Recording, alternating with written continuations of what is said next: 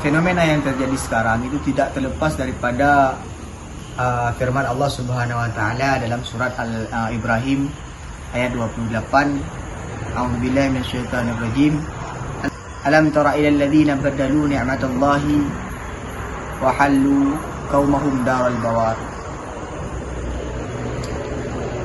Mengapa tidak kita melakukan riset ataupun observasi studi kasus terhadap alladzi kita memaknainya sebagai oknum-oknum, karena di sini mencakup para penguasa, para akademisi, kemudian investor ataupun pemodal, termasuk di dalamnya adalah dari kalangan ulama.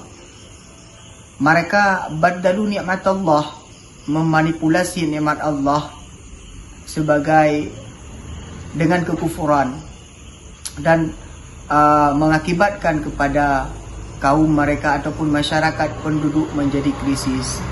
Ya. Perlu kita ketahui bahawa nikmat Allah di Indonesia khususnya ini tidak terlepas daripada sumber daya alam, sumber daya manusia dan sumber daya ideologi, yakni Pancasila.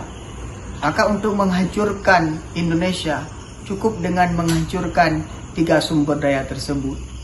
Sehingga fenomena yang terjadi sekarang ataupun bencana musibah yang terjadi di Sumatera itu tidak terlepas daripada efek daripada oknum-oknum tadi yang merusak nikmat Allah Subhanahu wa taala, yaitu sumber daya alam.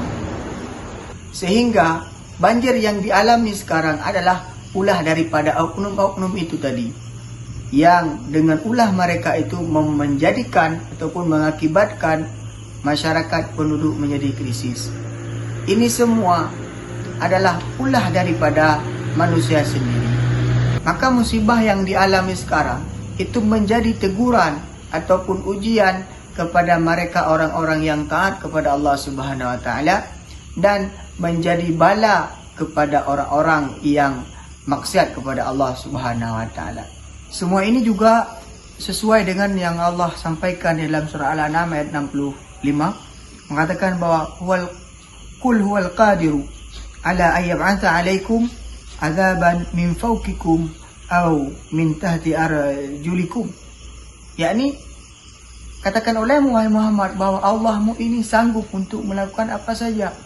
Allah sanggup untuk mendatangkan musibah, Allah sanggup untuk mendatangkan azab, baik daripada atas ataupun bawah. Allah sanggup untuk menurunkan hujan 7 hari 7 malam. Allah juga mampu mengeluarkan banjir, mengeluarkan air dari bumi sehingga mengakibatkan banjir dan longsor dan sebagainya macam. Sehingga semua ini adalah bentuk daripada Allah, bahwa Allah kuasa untuk melakukan apa yang Dia inginkan.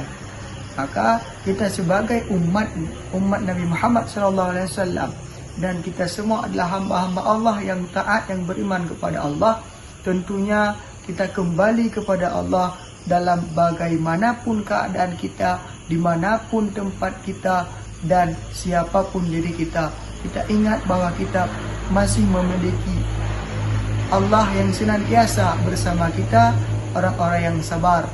Semoga kita menjadi orang-orang yang tabah dan tetap tegar dalam keadaan apapun, sehingga kita tidak menduakan Allah, apalagi di dalam musibah yang kita alami ini, senantiasa menjadi kita orang-orang yang na'udzubillah, orang-orang yang keluar daripada Islam hanya karena menganggap bahwa ini adalah salah satu bentuk ketidakadilan Allah Subhanahu wa taala, yang menganggap Allah memberikan ujian hanya kepada diri kita saja, tidak kepada orang lain ataupun umat-umat yang telah terdahulu.